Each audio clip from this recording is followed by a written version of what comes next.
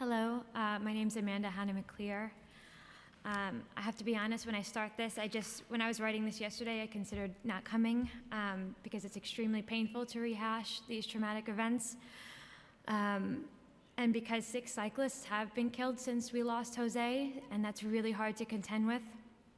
I'll start by saying that on June 7th of 1994, my grandmother, Donna Blanchard, and my 4-year-old aunt, Michelle Blanchard, were killed in a hit and run. They were pedestrians. They were just going to get breakfast. The driver was never found. My dad still struggles every day to get out of bed because on that day in June, he was shaken awake by his friend and told that his mother and sister weren't coming home.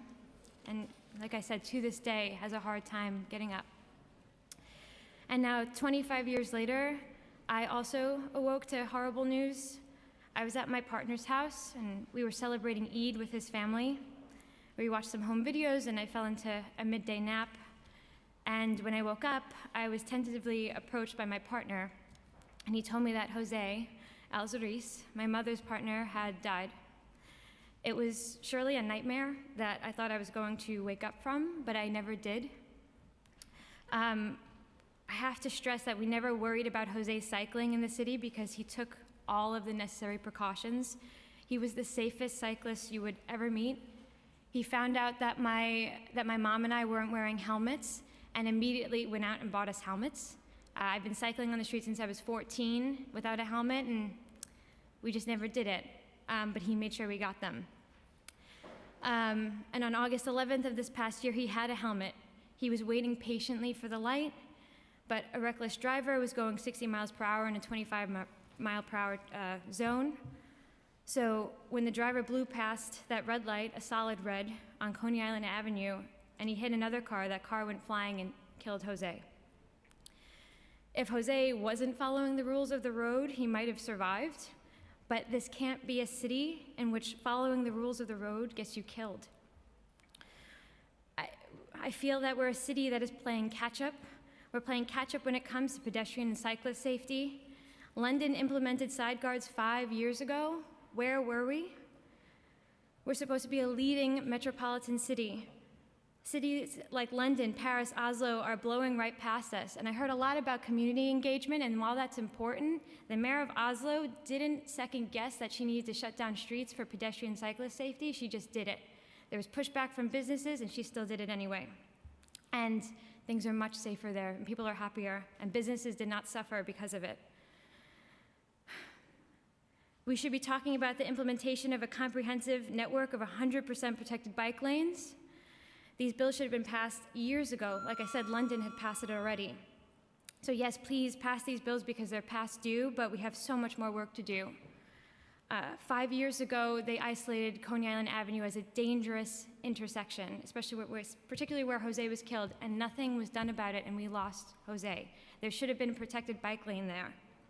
And in the case of my grandmother and my aunt, it took about 20 years until they narrowed the street because the boulevard was too wide. They knew that back then. It took them 20 years to do it.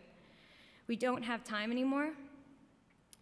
The only thing that keeps me coming up here and sharing this story is that Jose truly would have wanted me to, because he followed crashes very closely in the city, and they made him extremely angry.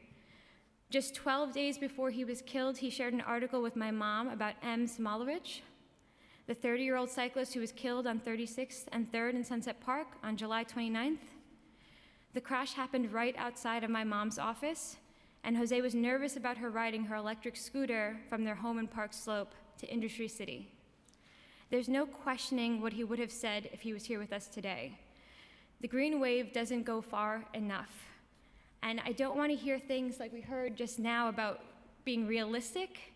It's not what I want to hear from a city that's home to gleaming skyscrapers that were deemed unrealistic and unimaginable years before. We have so much potential. We failed Jose because he was vigilant and informed, and he was still killed. And if anyone's thinking that Jose should have known better than to cycle on these streets, I ask you to question where that bias is coming from, because it's stifling. Are we supposed to sit home on a beautiful Sunday? Are we not allowed to bike back home? Are we not allowed to go for a swim? That's all that Jose was trying to do on August 11th. And people say this isn't a cyclist city, but I beg to differ. There are cyclists here. That makes it a cyclist city. And I just have to say that Jose didn't drive. He didn't have a license because he was too terrified at the sheer idea of hurting someone or the potential to hurt someone, so he just didn't drive. And frankly, the bills on the table wouldn't have saved Jose, and that's hard to contend with, but they might have saved M. Samalrich, and they will absolutely save someone who is walking among us right now. There's an innocent person out on the street whose life depends on our actions here. And I hate to think that 6 more cyclists have been killed since Jose died. It's so alarming and frightening. My family is frozen in August, and as our grief thaws, the city around us is bewildering. This is a city without Jose, and that just doesn't make any sense. It is confusing to me to see New Yorkers huddled under their jackets, to see Halloween decorations adorning homes and storefronts, because in our minds, the trauma of August is still so fresh. And if it was fall, Jose would be cooking us a warm meal, probably a recipe he found in the New York Times, which he loved to read. If it was fall, he would be asking us to take a tour of Greenwood Cemetery with him, which was one of his favorite places in the city. But he's not here.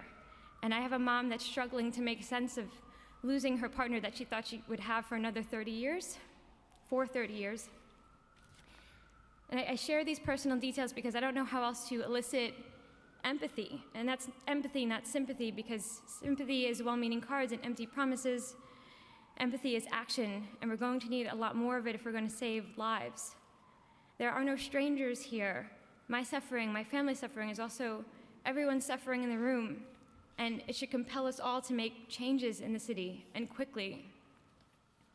And for our NYPD, who's no longer here, which I wish they were, I'm a granddaughter and a niece of 2 retired officers, meaning I'm their niece, I'm their granddaughter, and I'm skateboarding, cycling on these streets. I have been since I was 14 years old. Once these bills are passed, and this is a direct message to them, I need you to enforce them. When you see a cyclist on the street, any cyclist on the street, that's me, and you can't let this happen to my family a 3rd time. We can't lose a third, another person. And I just want them to know that I follow the rules of the road. I don't speed, and I'm not reckless, and neither was Jose. And I believe these were passed out, but there are photos of us that I would just love you to look at, because he was a very real person. This is not an abstraction in numbers.